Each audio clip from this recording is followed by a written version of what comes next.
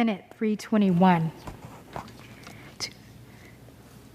To award a Congressional Gold Medal to the members of the Women's Army Corps who were assigned to the 6,888th Central Postal Directory Battalion, known as the 6888. Under the Speaker's announced policy of January 4th, 2021, the gentlewoman from Texas, Ms. Jackson Lee, is recognized for 60 minutes as a designee of the Majority Leader.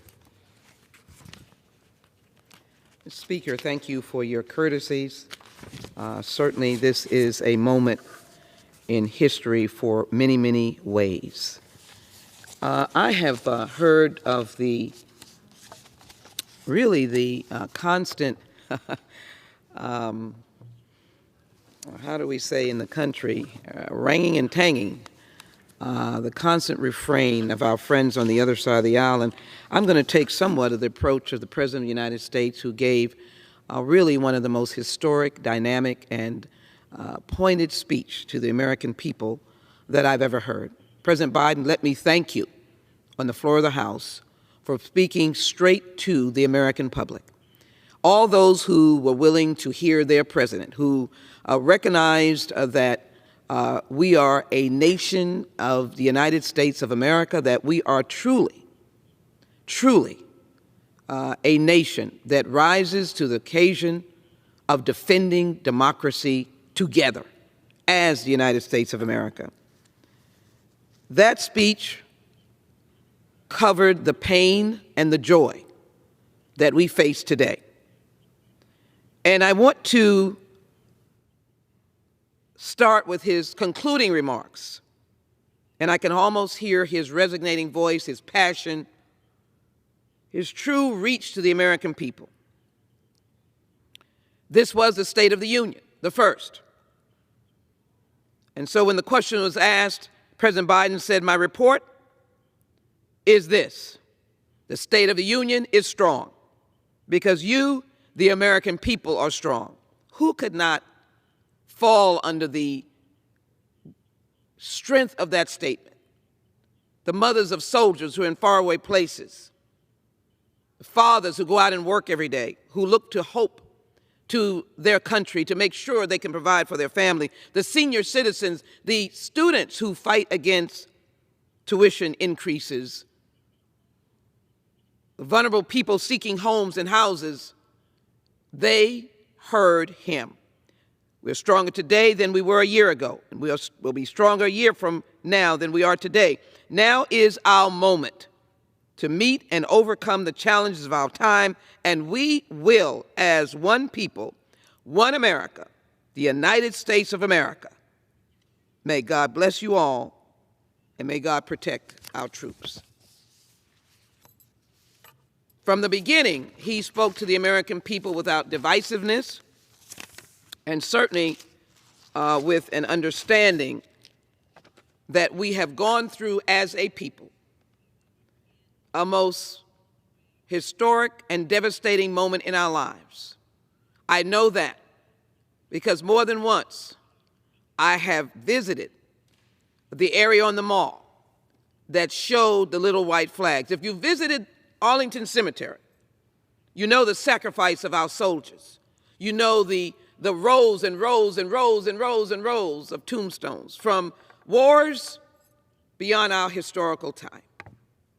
But when you went to that exhibit, if it was that commemoration, that tribute, that acknowledgement, that place of mourning, to know of the hundreds of thousands of Americans who died because of COVID-19, and some dying in the early stages, some families having 6 and 7 and 9 people in their family.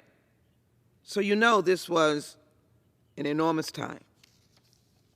Let me thank the Congressional Progressive Caucus who just yesterday, Congresswoman Lega Fernandez spoke of our next steps in the work ahead.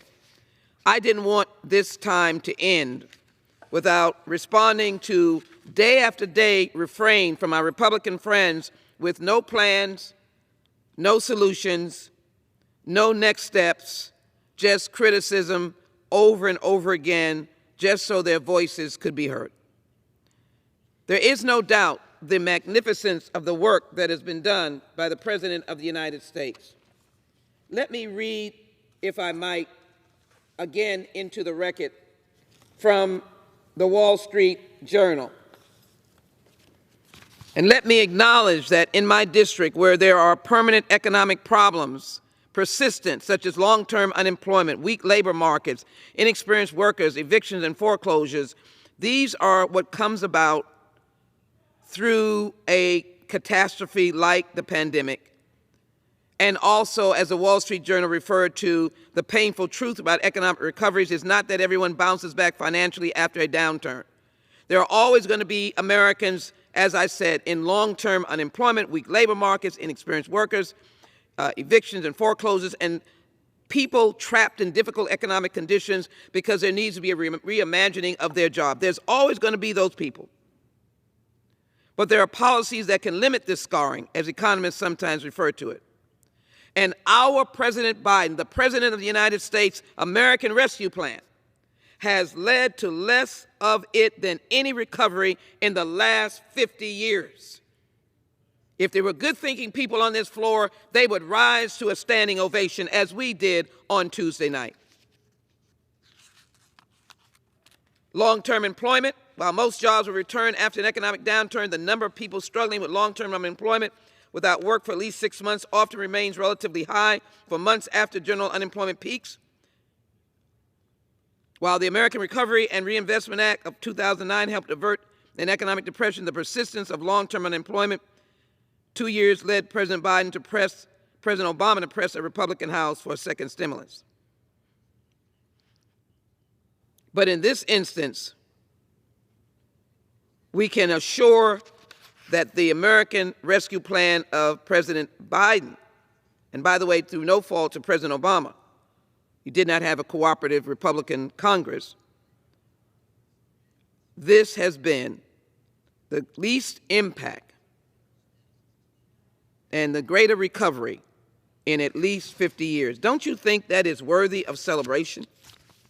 But no, there is the whining and whining and whining, as if the president does not recognize the importance of pressing forward on behalf of the American people. So let me first of all indicate that in a few days we will be honoring and recognizing those foot soldiers who marched across the Edmund Pettus Bridge not once but twice, led by John Robert Lewis, our late colleague, and Martin Luther King, Jr. Because the ultimate gift of democracy comes out of the voices of the people who vote. And isn't it a shame that 100 years post the Emancipation Proclamation on the second time in 1865, after the Emancipation Proclamation of 1863, that 1965 had to be the year under President Lyndon Baines Johnson that again we reinforced the 15th Amendment of the right to vote.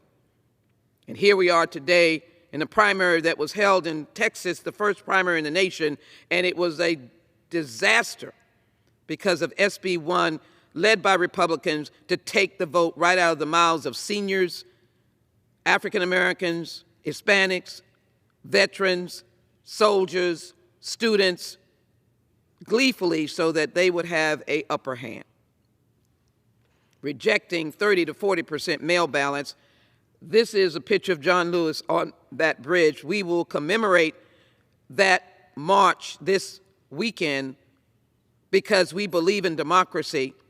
We believe in the forthrightness of the democratic republic being held up by the shoulders and the strength of those foot soldiers of 1965, unnamed, as there were those who fought for the 1964 Civil Rights Act, held up the very Constitution and the very nation that we have because of the vote.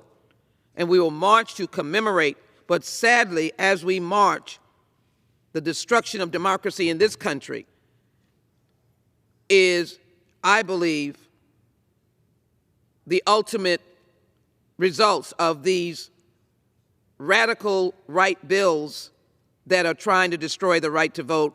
after the false statement of the big lie in 2020, when the most amount of Americans voted for the presidential candidates and our president, the president of the United States of all the people, was elected, Joe Biden and Kamala Harris as vice president.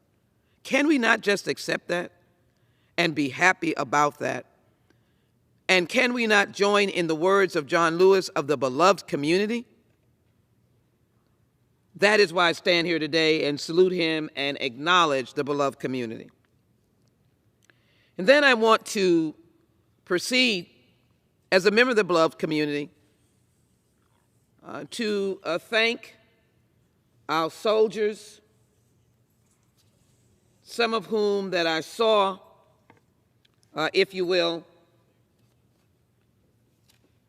when I was in the Ukraine area, meaning I was in the area of Lithuania, Belarus, on the border,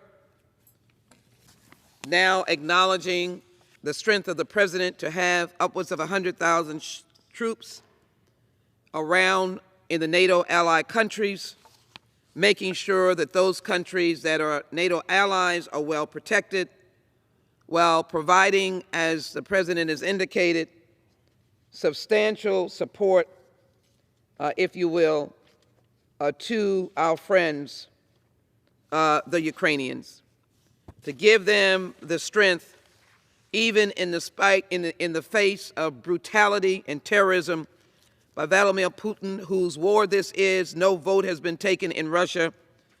This is his attack.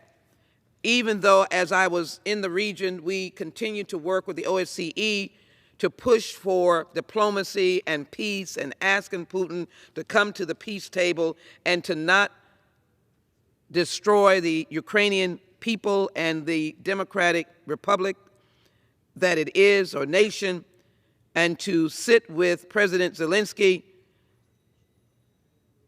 as he reminded us this week that light will win over darkness.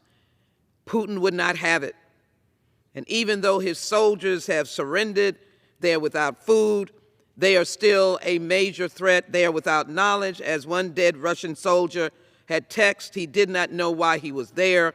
Isn't that a shame, to take young kids and destroy their lives because of your own power hungriness and the lack of understanding of what the world order is, and to kill recklessly human beings? But the President of the United States held together this wonderful alliance of NATO countries around peace. I want to be very clear. I want peace. I am not an offender. I'm a defender. I want us to use diplomacy. I want us to embrace the migrants or the immigrants, African immigrants, and others that are coming out of Ukraine, treating everyone to the opportunity of being able to escape as a refugee, if you will, from the violence. Now 1 million displaced persons. But I want diplomacy and peace. But yet, as the president spent months building a coalition of freedom-loving nations from Europe, the Americas to Asia and Africa to confront Putin, he wanted peace. He spent countless hours dealing with the allies. And his backdrop was another world war, and World War III, for this is the greatest threat to Europe since World War III. The geography lends itself to Putin's violence.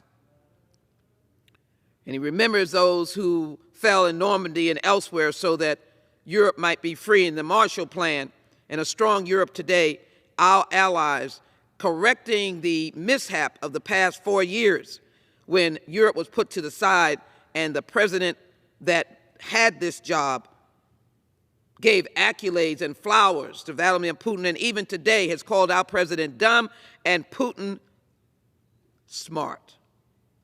How shameful. But I am glad I'm being led in this country by President Biden, because he knows how we fought for freedom and expanded liberty and defeated totalitarianism and terror, and built a strong and the freest and most prosperous nation.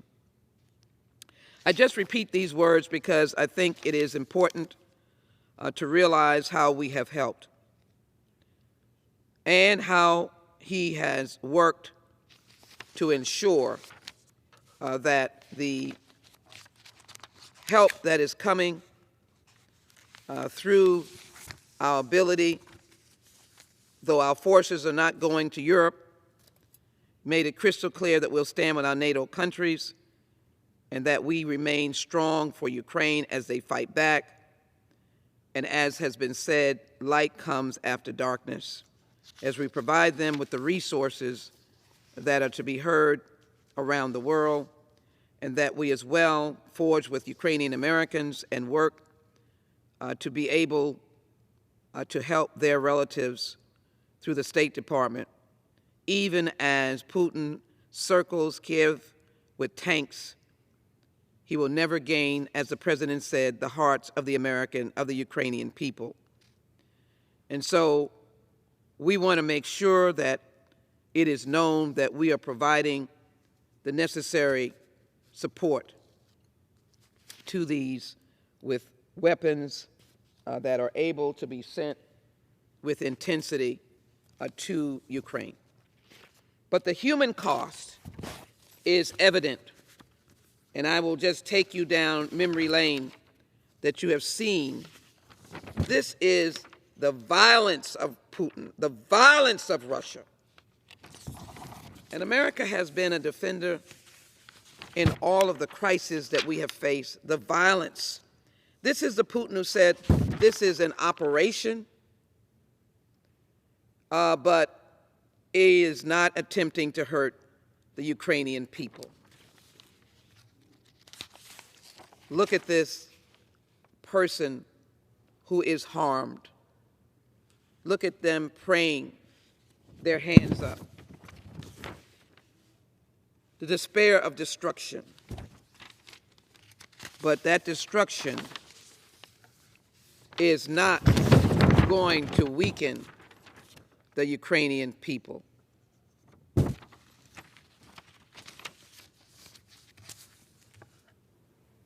Will the gentlewoman suspend? I'd be happy to suspend. The chair will receive a message. Mr. Speaker, a message from the President of the United States. Mr. Secretary. Mr. Speaker, I'm directed by the President of the United States to deliver to the House of Representatives a message or messages in writing.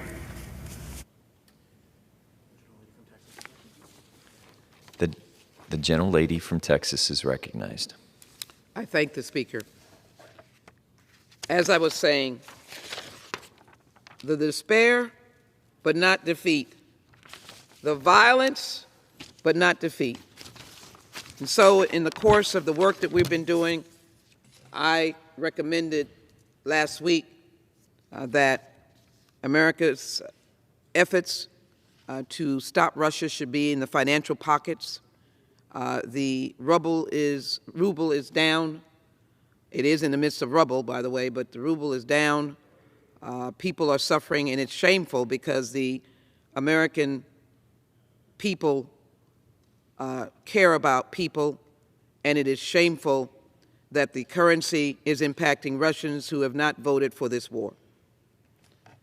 But it is important as well that, as I call for in my district, the need for Putin to be charged as a war criminal, that is imperative, and now an investigation has been opened. This is not a family this is an example of mothers with newborn babies fleeing. Just think of you holding a newborn baby safely in the United States, but mothers are fleeing with 1-week-old babies. It is a tragedy. A surrogate had twins, and that family in the United States is struggling to get those newborn twins to safety.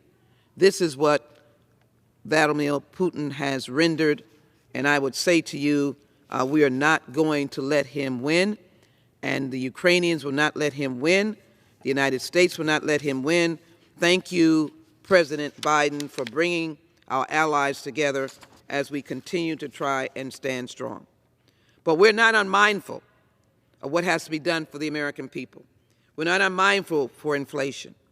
And so I hope that his announcement of Make It in America, of the 65,000 highways and infrastructure that is going to be fixed because of the enormity and the importance of the bipartisan infrastructure bill, along with the final passage of the Competes Act, that we will see Americans getting back to work, and that we will work extensively to bring down the cost of living. And I frankly believe that that can be brought down with the passage of the Build Back Better, where we will guarantee that you spend no more than 7% for child care. That is why women are not in the workforce during this pandemic, which is still existing. We're at the end of it, we hope and pray. But because they could not pay for, with not having a job, for child care. Why can't we move on the child care? We will. That is the work ahead. That is what I know the Congressional Progressive Caucus wants to see. That will help bring down costs, along with the continuation of the child tax credit. So the work to be done is to respond to your needs dealing with inflation, which includes the 11,000 jobs that will come about through implementing, as the President said, we have announced, now we're going to work on the bipartisan infrastructure bill. You'll see no more collapsed bridges in America's cities. The first and most historic infrastructure bill, I think, in the last 50 years or more. And we must make that child tax credit permanent, because that is going to help our families. And we must recognize the importance of the Competes Act, because in fact we must overcome that import of the semiconductor industry and the tools that it is needed. We cannot rely on China. We must bring it home. And the Competes Act will help us bring it home. We must recognize that social justice is imperative as well. We just finished Black History Month to reemphasize the importance of the history of African Americans in this country who first came in the bottom of the belly of a slave boat. And so it is important that we acknowledge with dignity, race is not a toxic and so toxic that we cannot discuss it with benevolence and through the beloved community. How dare someone get on the floor, oh, he didn't talk about that racism thing. You walk a mile in our shoes. Walk a mile in our shoes. We don't carry racism as an anger tool. We don't walk around and dislike people. We embrace our brothers and sisters. I'm on the floor with colleagues from many different places. I relish the interaction. I know they're with me as I am with them. But when someone comes and continues, as Republicans have done, to take this as led by their leader, their guide, their God, which is what President Trump has become. And he has decided that the critical race theory that is a fake argument, it has a basis in analyzing law as it has impacted groups like African Americans and promoted racism. It should not be where we are raising our children on it. I agree. It is not a lesson for pre-K, elementary school, maybe even middle school, but understanding that there have been differences and we seek to heal them is crucial. And so I take great umbrage to demean Black Lives Matter, which faithfully brought to our attention the heinous killing of Trayvon Martin, and have stood alongside of families for time after time after time. Because no one, including America's best law enforcement agencies across America, want to have the treatment of their neighbors unfairly. Those who have done so, they stand with us for accountability. They see the value in the George Floyd Justice and Policing Act. They see the value in the original George Floyd bill that I introduced that was about police training and investing in the 18,000 police departments.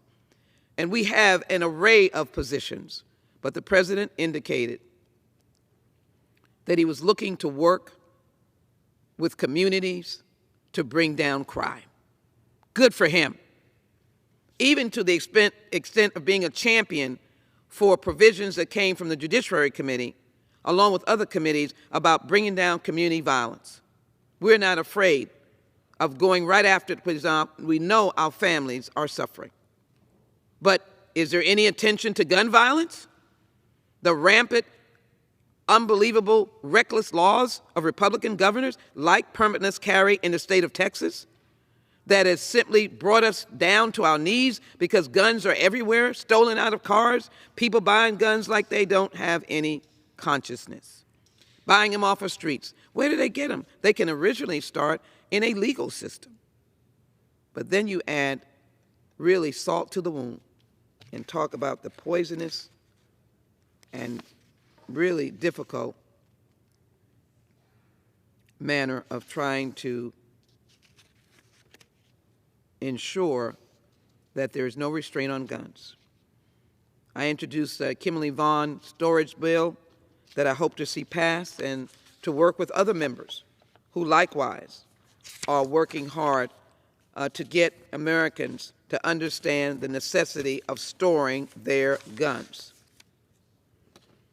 I continue to work on a healing legislation that deals with H.R. 40, the Commission to Study and Develop Reparation Proposals, supported by the NAACP, supported by the National Urban League, the National Action Network, the Congressional Black Caucus, not out of anger, but out of a sense of understanding and restoration and repair. Humbly saying, let's take a look. Let's make sure that we have a pathway to do better, as we have a pathway for economic development, as we have a pathway for child care, as we have a pathway for creating the care economy that was proposed by the president and in Build Back Better, as we have a pathway for getting our voting rights, as we have a pathway for helping with police-community relationships, as we have a pathway for bringing down crime and helping our families and protecting victims, as $1 million almost that I was able to get for the Houston Police Department to restore their victims' office, crime victims' office. What a celebration we had. We are waiting for those resources so they can get to work and make sure victims are not left alone, as we know that they are. So I simply want to conclude my remarks by saying we are strong. And also,